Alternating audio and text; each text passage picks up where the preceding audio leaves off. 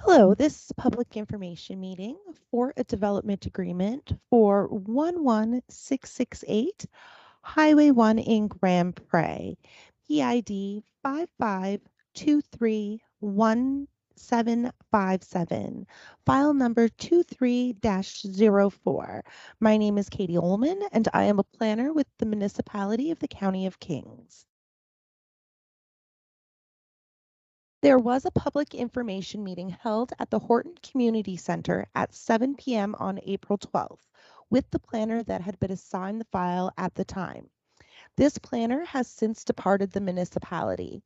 I will now be the planner working on this file. There were technical difficulties with the recording of the original public information meeting, and it has also come to staff's attention that the public was not given all the relevant information about the proposal.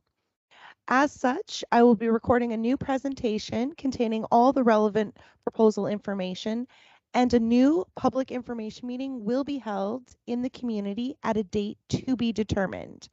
Property owners within 500 feet will be notified, and an ad will be placed in the newspaper. So the purpose of a public information meeting is to inform the public of the application, to explain the planning policies that enable this application to occur, and to receive preliminary feedback. No opinions have been formed on this application, and no decisions will be made. So this is the development agreement process. Right now, we are at the public information meeting.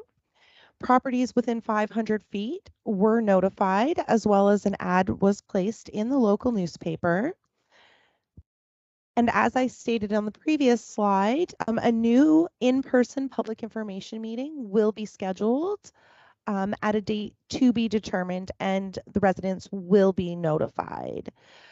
So once that occurs, the next step would be for staff to send out requests for comments to various organizations and agencies. And when staff receives those back, staff will begin to draft a report for the Planning Advisory Committee, at which time the Planning Advisory Committee can decide whether to recommend it going to council for initial consideration. And if it is given initial consideration, it will then go to a public hearing, at which time property owners within 500 feet will be notified again, and the hearing will be advertised in the local newspaper. So this is approximate location of the subject property at 11668 Highway 1 in Grand Prairie, parcel ID number 55231757. So here's an aerial photo of the subject property where the Evangeline Inn is.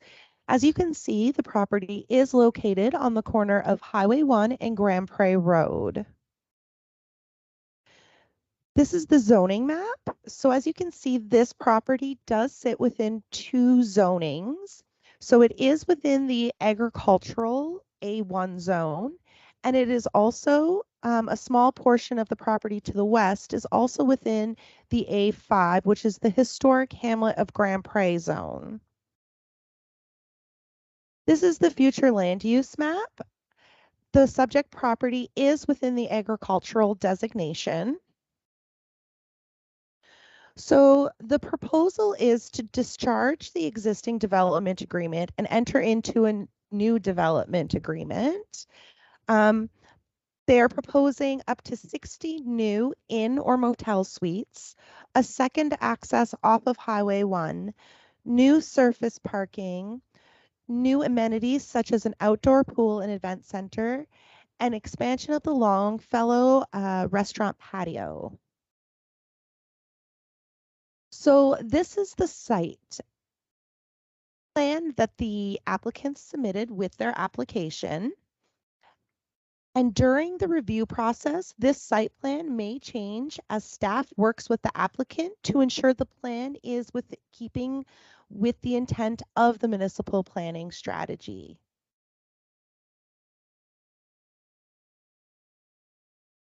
So the enabling policies for this application, the municipal planning strategy, general policies 3.0.3, council shall consider only by development agreement the expansion, alteration, or reconstruction of a non-conforming use in a structure, the reconstruction of a non-conforming structure, of the extension of a non-conforming use of land in all designations.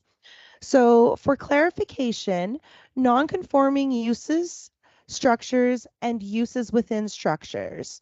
There are land uses and structures throughout the municipality that do not meet the planning regulations but exist legally.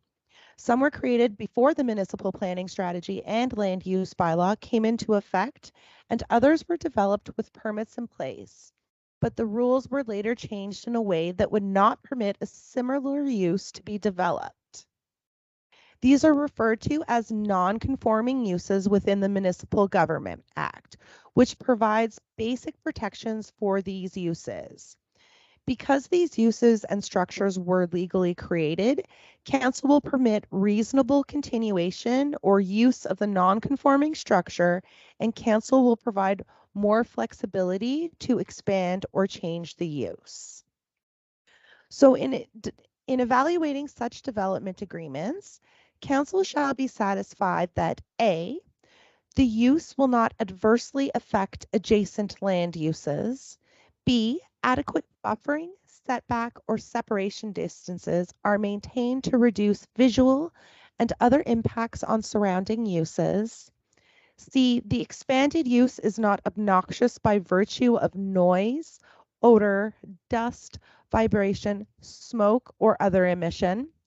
D, adequate provision is made for the acceptable maintenance and appearance of the expansion. And E, the proposal meets the general development criteria set out in section 5.3 development agreements and amending the land use bylaw.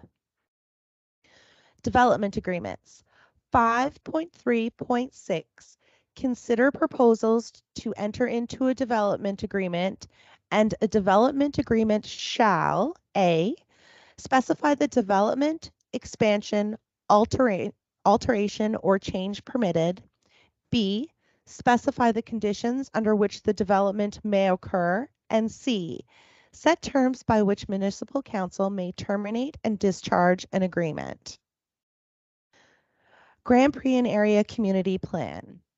The business goal of the Grand Prairie Area Community Plan is to foster and sustain a business community that complements the rural setting and meets the needs of visitors and the local community. The business objectives of the Grand Prairie Area Community Plan are to protect and preserve agricultural lands for farming, to allow for small-scale commercial uses in the Grand Prairie Historic Hamlet, and to ensure that commercial activity serves the local community as well as visitors to the area.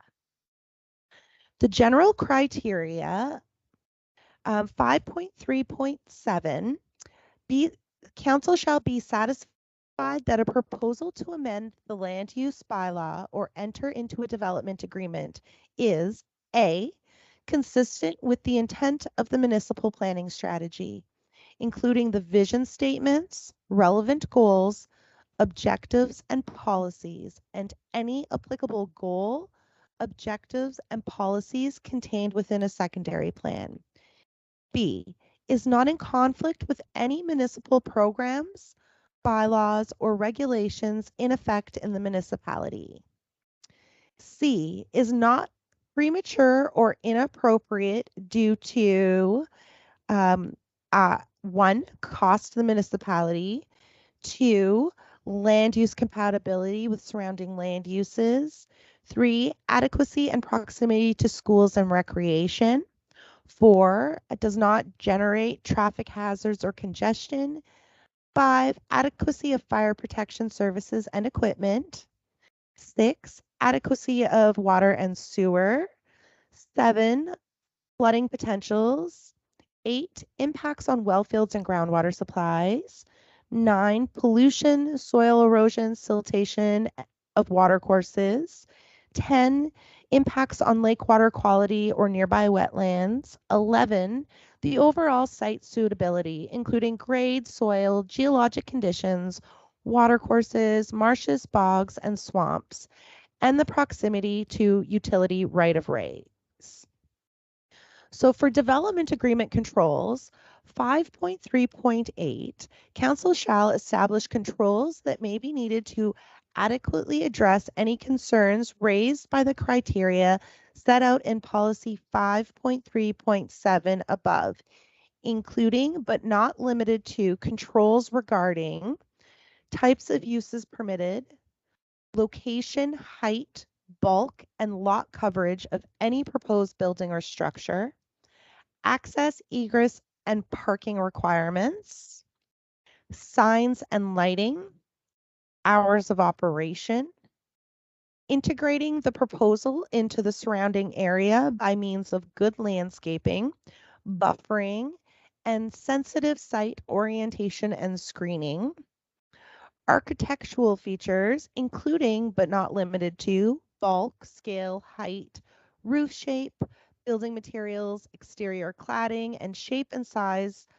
and placement of doors and windows to ensure they are visually compatible with nearby buildings in the case of new buildings or with the original in the case of an addition.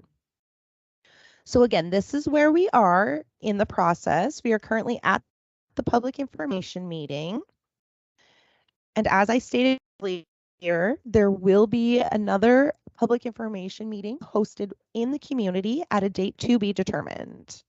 And residents will be notified, property owners within 500 feet will be notified, and it will also be advertised in the local newspaper. If anyone has any questions, comments, or concerns, please do not hesitate to reach out to me. I can be reached by phone at 902-690-6173 or by email at kollmann@countyofkings.ca. Thank you.